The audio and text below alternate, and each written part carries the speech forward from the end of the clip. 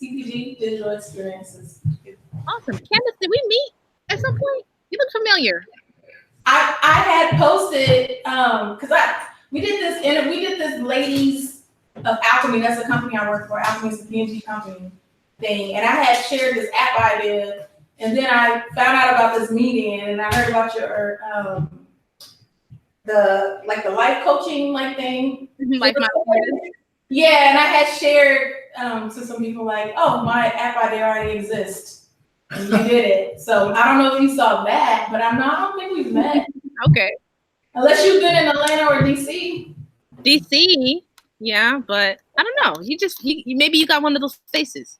Maybe. But okay, so thanks everybody for coming down and joining. Am I getting an echo? Am I causing an echo, you guys? No. There's no echo on this side. I hear a little bit of echo on my side. Okay. I might be reverberating because I'm using the. You know what I'm gonna do? I'm gonna headset it.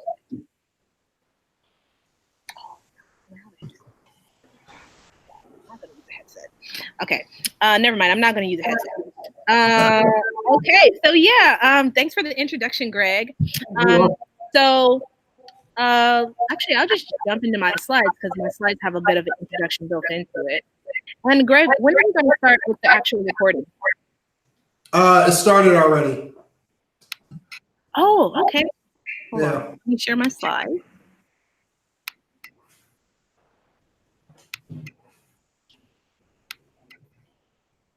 So in that case, hi to everyone in the room, as well as hi to everyone tuning in online and to this recording. My name is Ayori Selassie, and I'm the CEO and founder of Selfpreneur.com.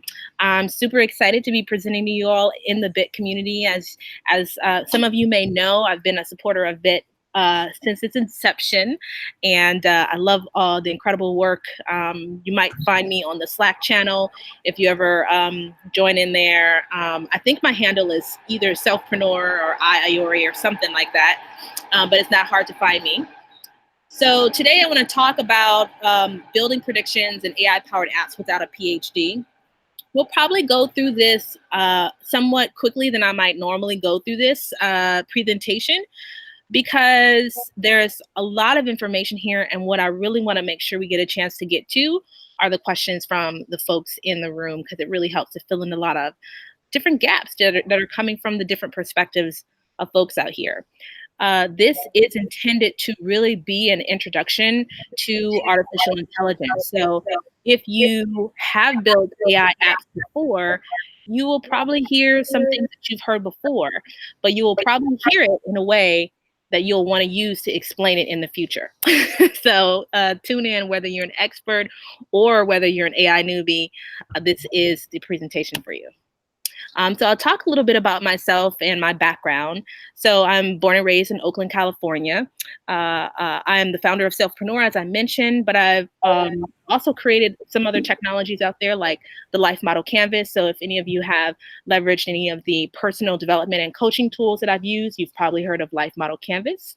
And you can find my blog online at theselfpreneur.com. This is where I share a lot of different ideas, concepts and insights in the fourth industrial revolution that you might be interested in following. So definitely check that out and subscribe. So a little bit about myself. I'm a mom. This is my daughter, Trinity. I'm an aunt. I have about 36 different nieces and nephews. I am a complainer, agitator. I'm often bringing up issues with the world, issues within companies. And that's, fortunately, people have appreciated it because, I'm very solution oriented as well. So with every complaint, I'm also going to typically have a solution along with that to help solve the challenges. I'm very creative. I'm an artist. I'm a writer. I'm a hacker. I'm a founder. I'm an advisor. I'm extremely passionate about philanthropy. So giving back to communities, especially communities of women and communities of color.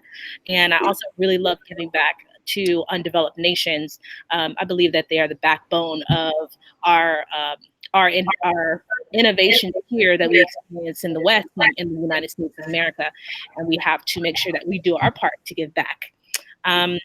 Professionally, I've been a solution architect. I've been a product manager. I'm currently a product marketer at Salesforce. I run AI strategy for the partner ecosystem for Einstein, which is the AI product for Salesforce. And I've created a bunch of other things that you might find out there if you look. Obviously, my daughter is one of them. She's amazing. She's also an artist and an engineer.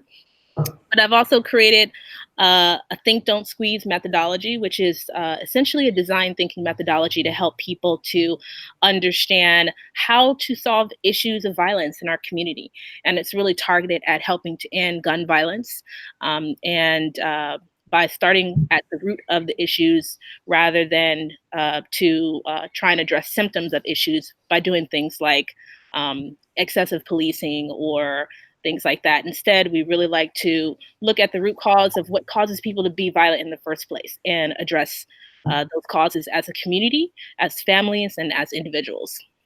I also created something called social solution design, which is a methodology to help to ensure that as we develop artificial intelligence and all these new innovative technologies, that we have a methodology to ethically apply it to our life and to our world, so that as we create these technologies that are solving problems in our businesses, that we're not creating new problems in society that will be worse than the problems we originally solved.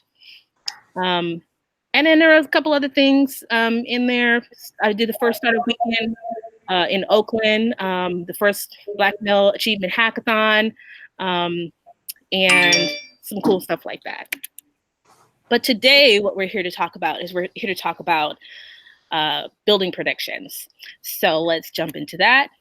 And if you're interested, I actually am in the process of writing and publishing a book on all of this that you'll see here, which you'll be able to pre-register for pre-order at ainewbies.com. So you'll just be able to use this link to check that book out. It's essentially a beginner's guide to artificial intelligence.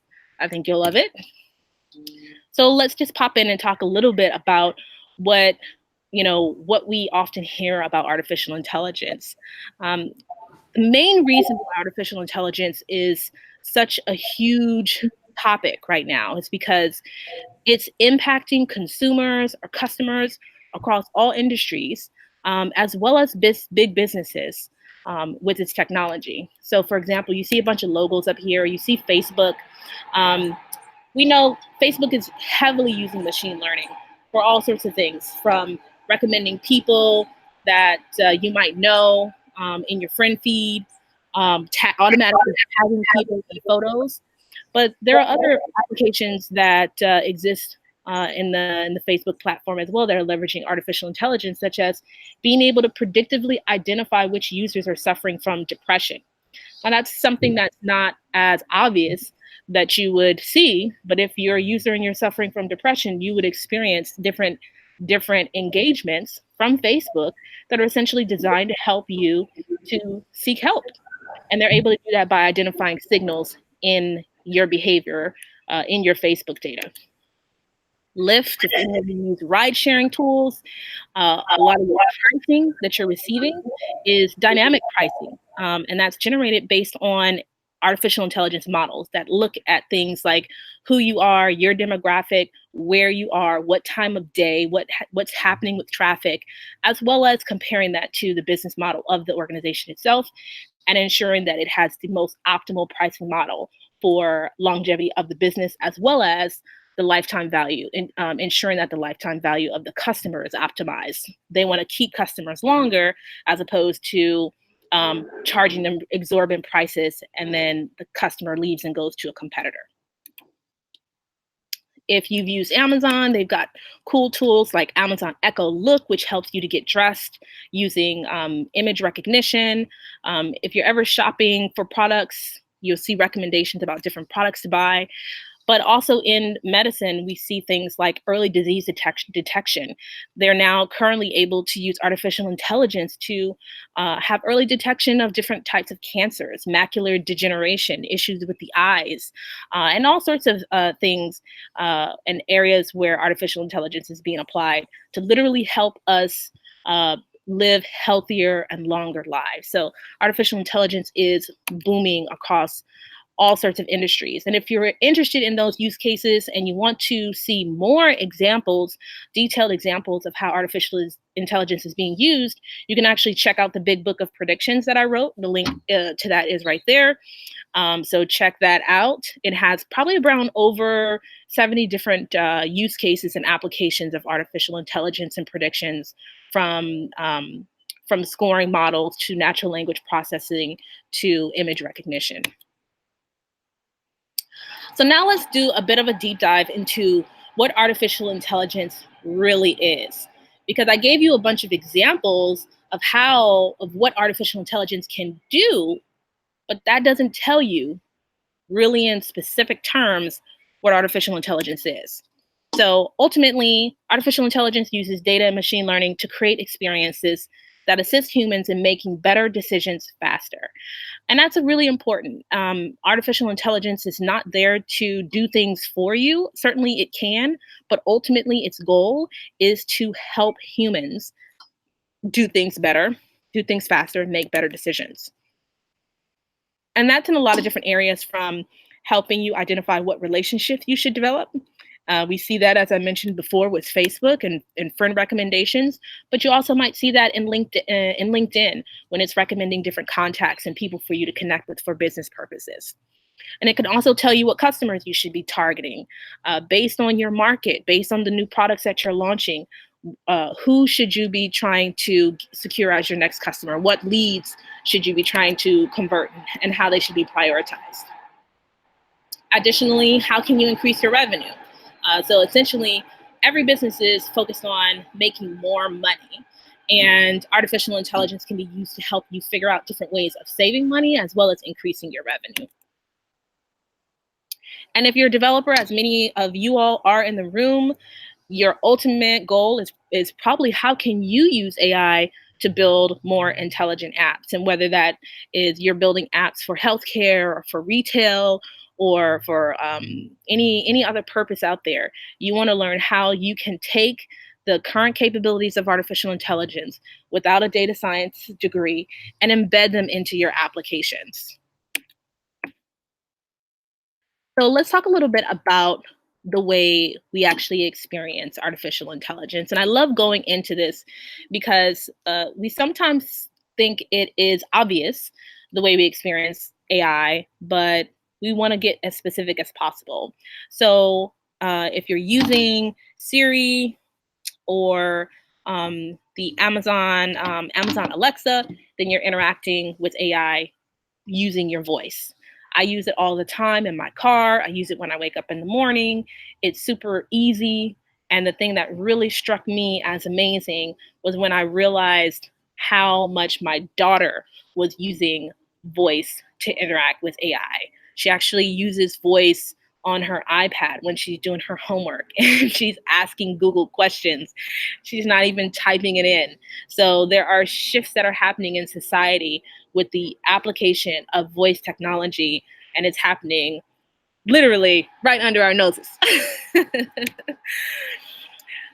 Additionally, embedded applications. So we talked about Facebook, LinkedIn, Twitter, all of these different applications that we have on our phone.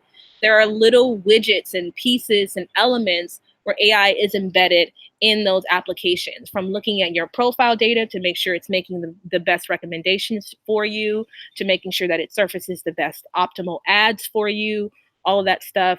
It's all AI that is embedded in your apps on your phone.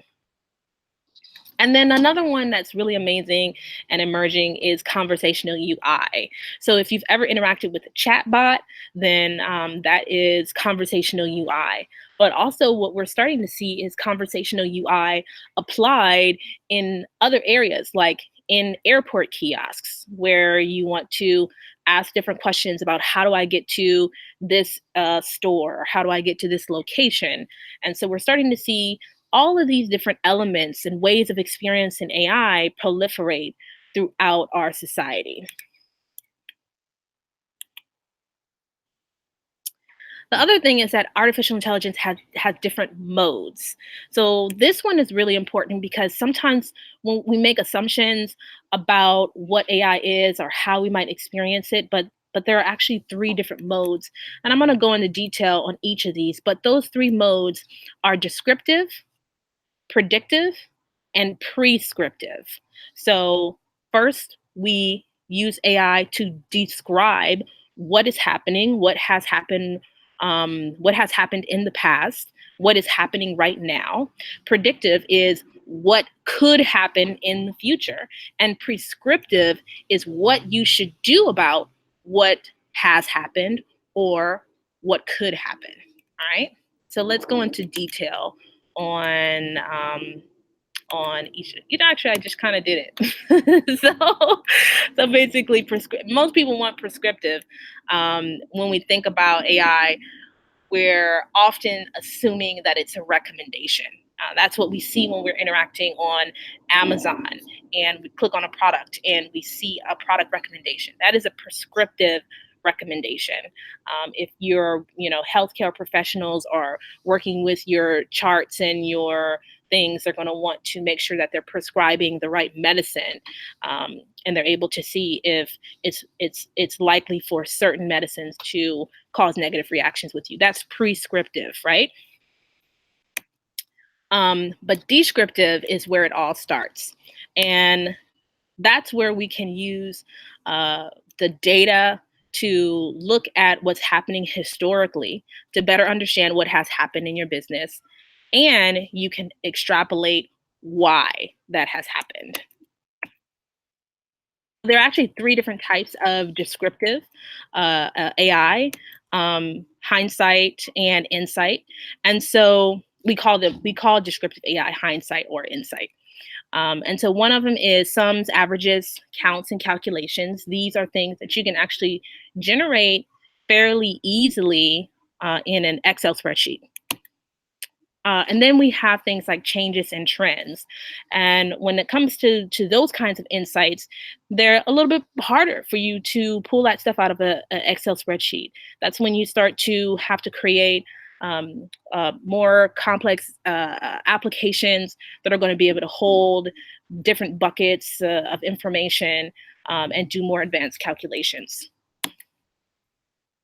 And then we have diagnostic explanations, which is essentially telling you why something happened in your data. So let's say, for example, I can see that my business has decreased in sales of iPhones in the summer months. And a diagnostic explanation would be able to identify that the cause of the reduction was related to a plant disruption in China, or any other kind of insight that can help you explain why that has happened. These are things that have traditionally been actions that have been performed by analysts, business analysts, and data analysts that were paid quite heavily, but more and more we're seeing artificial intelligence be able to come in and do a much better job than a lot of these heavy hitters.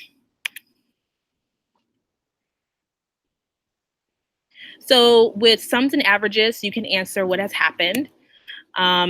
So here's an example of what has happened with sum and average. I'm actually going to skip through this a little bit more quickly because I think a lot of you all know what a sum and an average is.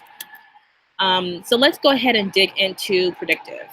So our predictions fill in missing information, which can be used to support an action, a recommendation, or a decision in any kind of uncertain conditions. So let's look at some of those examples of predictions.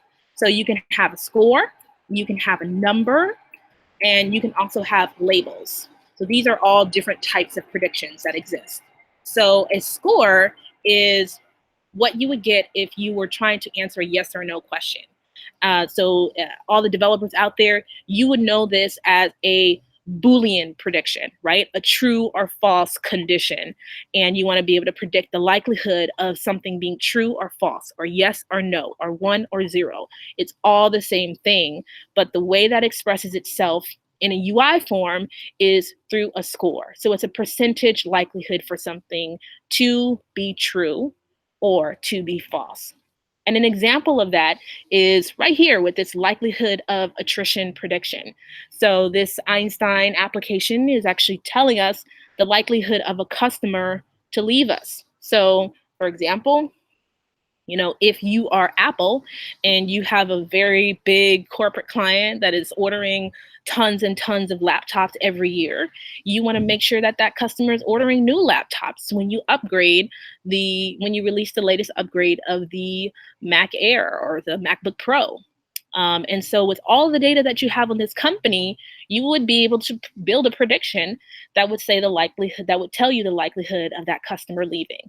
Now, if the likelihood of them leaving is high, of course, you would want to take some sort of action, but at the end of the day, you can't take the right action if you don't have a quality prediction.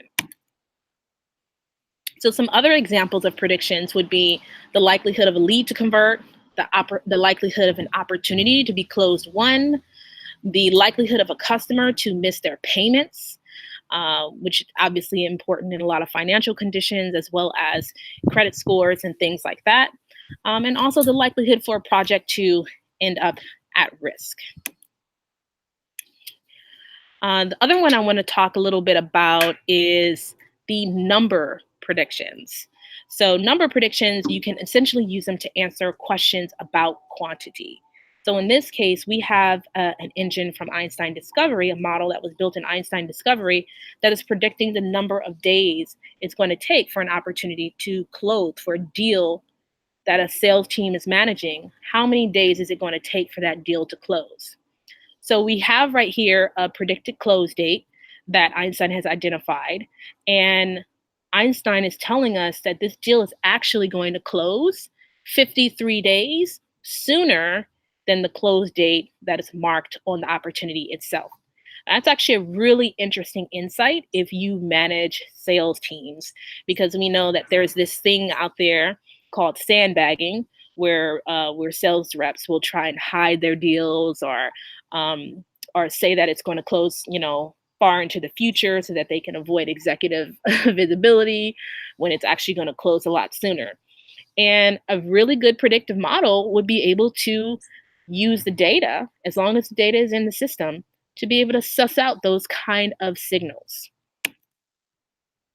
Other types of predictions that you can use a number prediction with is to predict the lifetime value of a customer, the amount that an opportunity will be valued at or close at, the number of days a project will take to complete, the production yield for a manufacturing product, or even the number of days for a customer to respond. And these are just some examples. Of course, there are many, many other ways that you can use a number prediction out there to predict values in number and currency fields. Let me just pause for a second and just see if there are any questions in the room. Anyone have any questions so far? So far, so good. Nope. No? No, I think we're good. Okay, and is this the right, are you guys comfortable with the speed at which we're going into the right level of detail? Yep. Okay, awesome. Great. So the last one here in the predictions category is answering category questions. So we talked about labels. Labels essentially answer category questions. And it does that by using a certain type of prediction called a classification. So for example, if you work in a service department, like this here example here, let's say you work for a customer service or customer support department, and you get cases that come in from your customers with issues and problems that they're trying to solve. A good predictive engine would actually be able to predict the area that the customer's problem is actually affecting. And so in this case, we can see that this predictive engine has looked at information on this case, like the case subject, the case details, possibly even some case comments, and has said that the category that this case should be assigned to is profile changes. That is an extremely helpful type of prediction, and it's just a simple example, but it's extremely helpful because it results in a lot of saving a lot of time for these agents who work in these call centers and have a high volume of cases coming through that they need to solve or triage and make sure that they get to the right experts to address the case. So some other examples of a classification is that it can essentially predict the value of a pick list. It could also predict the object in a set of images, and it can also classify other types of text. So, for example, you can use a language intent model to classify what a customer's intent was. So, you've probably seen this in Gmail. If you're using the latest version of Gmail, if you're composing a letter or responding to another email, it will have a couple of different recommended responses. That's actually using language intent models. Now, sentiment models are a little bit different. Sentiment is actually being used to identify whether something someone is saying is positive, negative, or neutral. And this is obviously helpful in determining if a customer is angry or if a customer is happy. You can essentially, use it to have predictions across a large volume of social interactions, and you can see how people are interacting with your brand, how people are reacting to the latest product that you've released, or a recent upgrade or some new software rollout, things like that. Sentiment can automatically tell you how your customers are doing and give you insights on the health of your customers. I'll share a couple of examples that we've seen out there with images. I talked earlier about in the healthcare system using artificial intelligence to be able to predict macular degeneration. We've also seen image classifications used to detect brain injuries. I've actually heard of some cases where some organizations have been able to save multiple lives a week as a result of being able to more quickly detect very serious brain injuries by using artificial intelligence so that they can get those people care more quickly. A more simple example might be an insurance company who is sending out insurance adjusters to assess the damage on your car. So you could take a photo of a car and determine if that car is a total loss with that predictive model. So by now you're probably like, oh, it totally makes sense now. I hope that's what you're feeling. If not, I'm sure I'm going to get some questions and you're writing them all down furiously. So since you know what's going on, we're going to do a quick little quiz. So the question is, you want to get started on building an AI app or experience. So where would you start? A couple of different options. Would you start with the algorithms, the data, doing some agile data science experiments across the business? Or would you go and talk to your executives and identify the biggest pain that their CEO is having at this latest event? Or would you look for a reportable business process or some specific analytics? So what's the consensus in the room? Where would you start? A, B, or C? I would say C. Yeah, it seems. C? Okay, we're getting some good consensus around C. That's great. That means you were definitely listening because you would definitely want to start with something that's reportable. And the reason why is, well, none of these answers are really wrong. And to be honest, you're going to see a lot of people approach their challenges differently. But I'll tell you what really helps folks be successful with developing AI that moves beyond the proof of concept stage and actually ends up being functional and usable in production, as well as returning ROI and value to the business. They are things that is currently exists in your data, meaning that it's reportable. It's being reported on today, meaning that this is data that people within your business already inherently have some value for. And there are processes built around that or analytics built around that that people are interacting with and monitoring and managing. It essentially means that this is something critical to your business. People care about it, and they would like to most likely improve it if they had an opportunity to do that. All right, so I've got some cool resources in here that I'm really excited to share with you all. For example, when you're ready to build your first use case for predictions, how do you start? Well, you start by identifying what you measure today and how those processes are oriented. So what I've actually created is I've created a use case worksheet, and it is available online that you can use. You can use this with your business leaders. You can use it with your developers, and it really just asks you some of the most simple questions that you need to start with to make sure that you're focusing your energy in the right area. So like the first question here is to identify what question your business needs to answer based on KPIs or key performance indicators that are currently measured. So you can actually download this worksheet at this link. It is available to you. So I hope you leverage it and get benefit out of it. All right.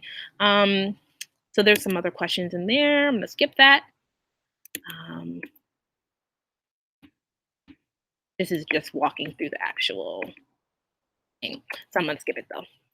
All right. So there's some other resources out there as well. I actually recorded a video series with a good friend of mine and a good colleague named Leanne Rimo.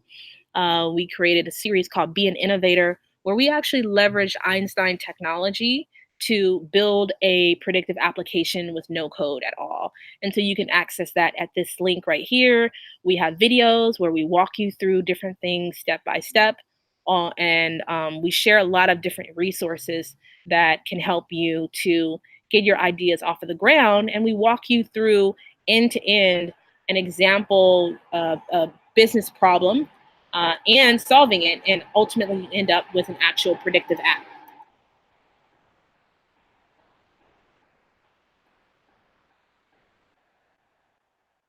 All right, so my core target customers for AI newbies are really folks that want to not only build predictive applications, but people who really want to lead the collaboration with others to develop AI use cases, strategies, and applications. So this is really looking at the market to say, this is not just about developers or the people that are building AI. It's really about everyone who's going to benefit from that AI and being able to create a collaborative process so that everyone can be a part of it. Like, we essentially want to make sure that no one is left behind as we're making this transition to AI. And the reason why that's so important is because when there are people who have valuable insight about the business, about the data, about the customer, about the future, and they don't understand AI and they don't understand how to collaborate and communicate with the developers or with the data scientists or with other people who are involved in the development of these systems, you lose all of their value. You lose all of their critical insight. And AI is one of those things that's so important and is having such a broad impact on all of our lives that we cannot afford to lose insight from anyone who has value to bring. So I really wanted to solve that challenge. And so I developed a fairly simple methodology and a tool to help with collaboration. And that's called the Prediction Model Canvas. And essentially it's designed to help teams and leaders build better predictions. It helps you to collaborate to define your predictions, to identify what predictions you should use and you should not use, as well as measure results and improve the outcomes of your predictions. So you can actually download this as well. And it will also be featured in the AI Newbies book that is forthcoming. So you'll be able to learn how to use it in more detail. And we'll probably have a session at some point in the future where we actually do a deep dive on the prediction model canvas itself. So stay subscribed a bit to this channel and all the great things that Greg and his team are doing, because we'll be coming back at you with some more details. But in the meantime, you can access it, and it's pretty simple. So you could probably figure it out just by checking it out yourself. And with that, that's pretty much my presentation. I thought I'd take some questions. Yeah, thanks everybody for checking this out. Thank you. Does anyone have any questions? No? I have a broader one. Sure. Because it's AI and it's being so rapidly adopted, how do you, or is there a way to, without having like a research team, is there a way to kind of avoid like unintended consequences or like unethical AI? Is there a way? Did you say, are there ways to avoid unethical AI? Yeah, unintended consequences. Mm-hmm. Yeah. So, these things that we're seeing happen are essentially bugs, right? They're bugs that teams haven't planned for, that they weren't expecting. Oftentimes, I say that's the result of not having the right people in the room when you're developing it. But with something like artificial intelligence, and we know that it's still so new, we're still learning so much about it, that we can't always just blame the people in the room. Sometimes we're going to find things that we haven't found before, and that's just going to be a part of the process of innovation. But in order to make sure that you're doing diligence, that's really what the prediction model canvas is designed for. So I'm going to go back to it actually and just kind of show you what it looks like in a little bit more detail.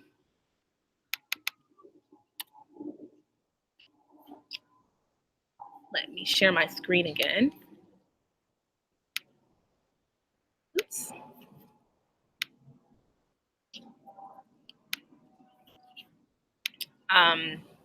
This is obviously one of my favorite tools. But essentially, one of the things that you want to do when you're going through this canvas is you want to start with the values of the user, the actions that your user is typically performing, the key actions, the expected outcomes that that they need to get. Essentially, what is the goal that your user is trying to achieve? Then you want to look at the reportable processes. And from those reportable processes, you identify what you want to predict. Once you figured out what you want to predict, you need to do something called a prediction cost benefit analysis. And essentially, that's looking at the pros and cons of using this prediction to make a decision. So for example, you want to say, hey, is this prediction going to be used to potentially administer life-saving medicine? Okay, that's what this prediction is going to be used for. What if it's wrong? That's a pretty big consequence, right? So the cost of your prediction being wrong would be really, really high because it could potentially be somebody's life. So when you're looking at all these different, bit costs and benefits, you want to think about what if it's wrong versus what if it's right? What's the cost it's going to take to actually make sure that this is usable and applicable to all of the different populations that would need to have access to this? Those are some of the questions that you need to ask. And there's actually a work, there is a working group out there. Darn it, I forgot to add the link to this presentation, but there is, how about I add it in, we can put it in a follow-up email to some of the folks who attended this session so that you can have that. But a really amazing group of folks, cross-functional groups, produced a kit that had a lot of different questions that you want to ask yourself to help you at least cover some of the initial bases but it's really used as a baseline to help you go into even more depth. But ultimately, you want to always make sure you're doing a really detailed analysis of what, if your prediction is wrong, how could it really hurt people? And you want to use that as the gatekeeper for whether or not you roll that out. Thank you. I have a question, or actually a couple of questions. One, I'm guessing that Einstein is the AI engine. Is that right? Say that again? Is Einstein the artificial intelligence engine? Yes, for Salesforce, it is, the engine is Einstein. Okay, so is that accessible to people outside of Salesforce? Like how does a person or have their app like interact with Einstein, or is that even a possibility? Yeah, absolutely. So there are lots of apps that are actually leveraging Einstein today. Some of those predictive models are leveraging APIs. So for example, if you want to do a intent model, which is looking at, you know, what is my customer trying to do? And that's based off of a piece of text. Or if you want to be able to predict the sentiment, is my customer angry? Is this positive, negative, or neutral in their statement, in their emails, in their communication with you? Or if you want to predict what is actually inside of an image. Is this a car? Is it a car that has total loss damage to it? You know, is this flood damage on a house? That sort of thing. You would use the Einstein services for that. And that's actually an API. So the great thing about APIs, as you know, is they are able to be used in a very agnostic way, abstractly across a variety of different systems. You could essentially embed that API in any app experience and use it that way. Some of the other predictive models that we have on Salesforce are directly tied to app experiences that you create inside of the Salesforce platform. So, for example, if I wanted to have a prediction on the likelihood of my project to fail, then I would have to have that application, the data model, the entire data model, its entire database would have to live inside of the Salesforce platform. And if you're going to do that, then you're probably going to go ahead and leverage the UI model as well, the model view controller with Salesforce, which is their whole UI system called Lightning. And you probably have built an entire Salesforce app at that point.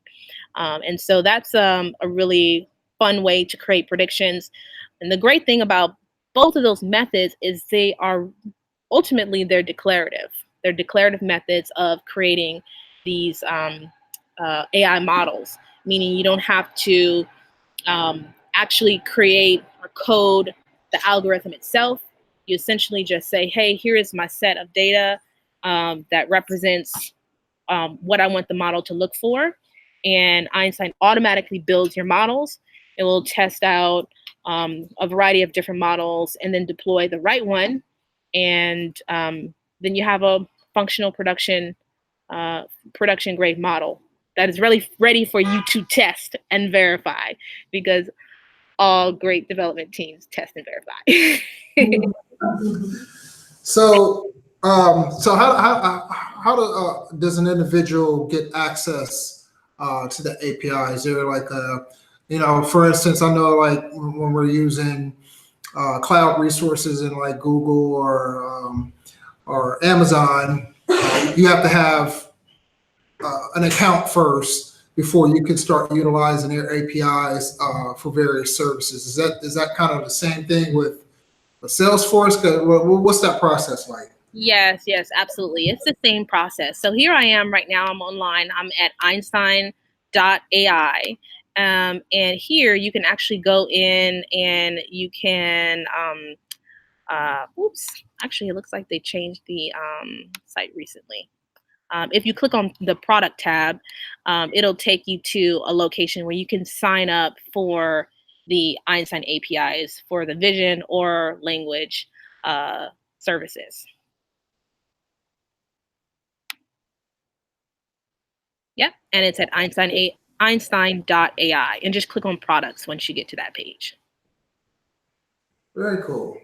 Yeah, and this is actually pretty cool because it's super easy to build these models. I've actually done this with classrooms of kids and had them build their first image applications to be able to detect different animals. So we've got some automatic classifiers that are already trained. For example, we have a general classifier. With this, you'd be able to classify if something's a dog or a cat or a moose. A scene classifier, which would tell you if it's a mountains, if it's the beach, etc. Food classifiers, and other types of classifiers that are already built in. But at the same time, you can still use the service to build your own custom model, which I've actually done on multiple different occasions to build some custom applications that are doing things like identifying different products, specific products from specific brands and different companies and tires and all sorts of stuff like that.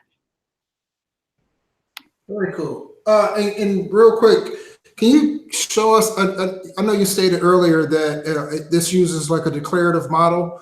Are you able to show us like any of the code this declarative code that it uses? Just to kind of get an idea on like what this looks like when you're just like declaring. If you actually check out the videos that I created, you will be able to see some of the code. So I'm going to show you exactly where you can find that. So if you go to this link right here, this Be an Innovator training that we created. This was a really fun project for me to work on because the goal was to create something that people could literally just follow along on Twitter who had never had any experience building AI apps, that they'd be able to build an AI app just by following along with us on Twitter. So if you go to that link, it has a couple of really simple steps. You can't see the link. Oh, you can't see? Here, let me share my screen again. Oops. Okay. Yeah, so it's this link right here. So basically selfpreneur.co, but no vowels, / be an innovator, and it's case sensitive, so you can just copy it, this link. We can send it out to everyone. And then when you go to that link, it will take you to this page here, which has all the different instructions as well as links to various different videos. And in this video, I think, oh, no, it's actually this video, the Discover Insights video. If you go into that, I'm going to actually pause it. But if you go into that video, it will actually allow you to build a model that will surface different insights. And when you deploy that model, actually, when you surface those different insights, you can actually look at the R code behind it that is generating those different predictions. And so that's where you can actually get access to the code.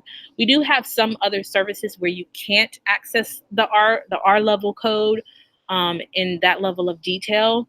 But there are things that I think the product teams are working on to provide more transparency around. But we do have some products that do provide that level of transparency, and Einstein Discovery is that product. Excellent, excellent. And one last thing, will you make these slides available to us so that we can view them again? Yeah, I'll shoot you a link to this deck itself. You can have access to this entire deck. Excellent. Anyone else have any questions? No? All right, Ayori, thank you. Huh? I have some questions for you guys. Okay. What are you going to build next? After seeing this presentation, what ideas do you have? What are some things that you think you would like to build that could leverage these capabilities? Good question. I don't know. I don't know. I have to think about that. Oh, you keeping them secret, I see. You got this new startup idea and you don't want to share. Okay. No, not at all. I wish I was that creative to come up with ideas like that.